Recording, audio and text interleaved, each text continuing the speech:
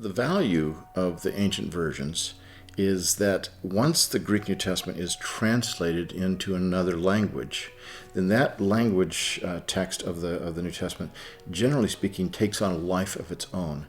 It no longer is interacting with the Greek text, and so if you can find out what the earliest form of that version is, you can find out what that Greek text that it translated was saying at about that time. In other words, we know that the Latin text of the New Testament was translated as early as the 2nd century.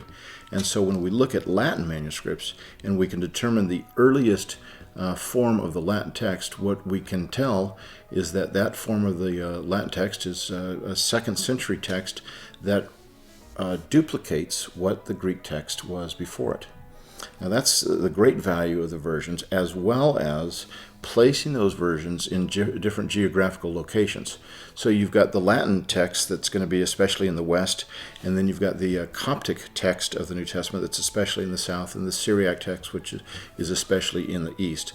Those are the three most important early versions. Now, there are problems to the versions at the same time.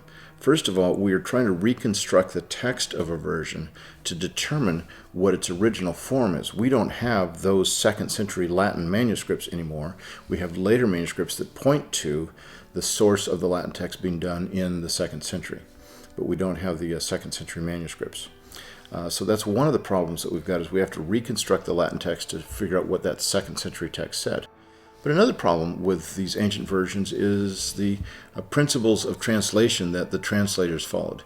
Did they follow something like a dynamic or a functional equivalent translation, or did they do a more rigorous formal equivalent translation of the Greek text?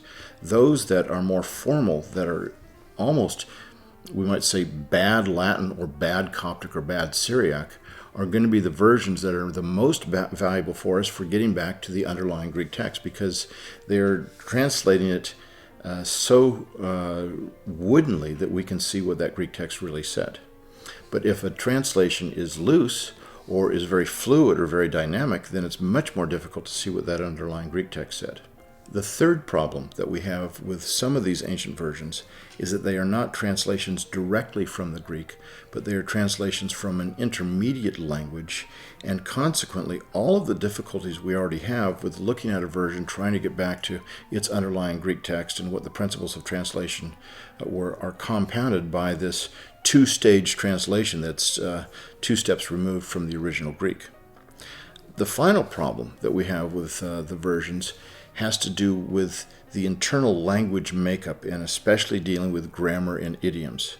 In one language, for example, they might have a gender for a particular word that is masculine, while as in the translation of it into another language, that same word might be feminine or neuter.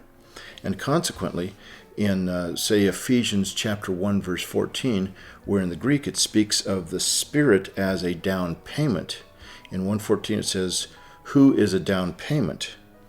Now, what we have in Greek is the word spirit is neuter in verse 13, and then in verse 14, the who, which goes back to the Greek, is also most likely neuter, but the word down payment is masculine.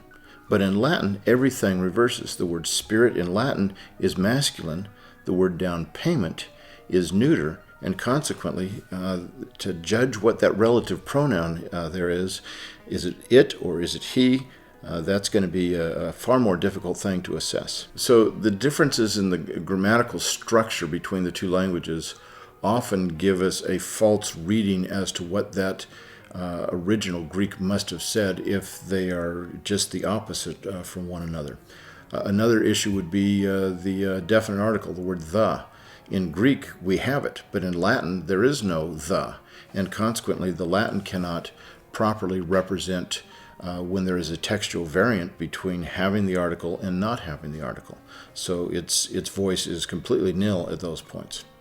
At the same time, the great value of the versions is especially when you're dealing with a phrase or a whole verse, whether it's there or not, or what the wording of it is, because the basic grammar of the language is not going to interfere with that. If you add a verse or take it away, it's not going to be due to grammatical differences between two languages. It will be due to whether it had that in the Greek manuscript that it was copying from or not. So to sum up, these are the value and the problems of the versions for trying to get back to the autographic text of the Greek New Testament.